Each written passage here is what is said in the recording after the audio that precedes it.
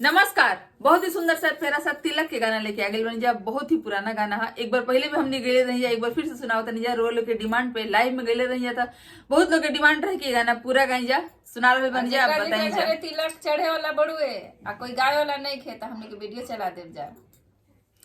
खाड़े कौशल्या रानी तिलक रे खेली, तिलक राम जोगे नाही जी,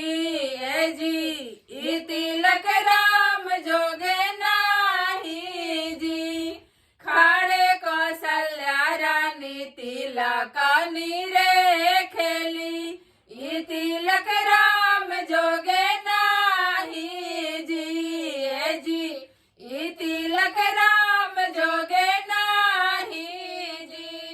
ऐसन ऐसन बर्तन हम नौआ के दिहानी जी, ऐसन ऐसन बर्तन हम नौआ के दिहानी जी।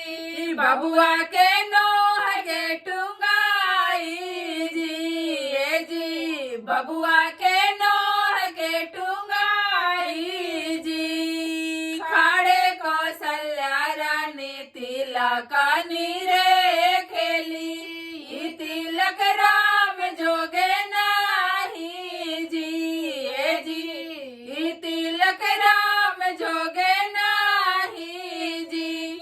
अरे ऐसन कपड़ा हम धोबिया के दिहानी जी, ऐसन ऐसन कपड़ा हम धोबिया के दिहानी जी। बबुआ के छुतिका के धोई जी, बबुआ के छुतिका के धोई जी। खाड़े कौशल्या रानी तिलक रे खेली, तिलक राम जोगे नाही जी, तिलक राम जोगे नाही जी। ऐसन ऐसन अंगूठी हम चमरा के दिहानी जी, ऐसन ऐसन अंगूठी हम चमरा के दिहानी जी। बबुआ के सौरेली पाई जी, बबुआ के सौरेली पाई जी। खाड़े कौशल्या रानी तिलक रे खेली, खाड़े तो कौशल्या रानी तिलक रे खेली, तिलक राम जोगे नाही जी,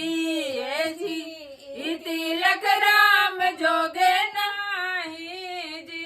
ऐसन ऐसन धोतिया हम पंडित जी के दिहानी जी, ऐसन ऐसन धोतिया हम पंडित जी के दिहानी जी। बबुआ के पतारा देखाई जी, बबुआ के पतारा देखाई जी।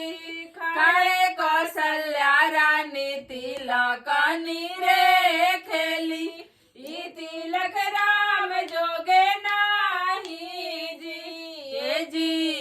तिलक राम जोगे नाही जी। धन्यवाद।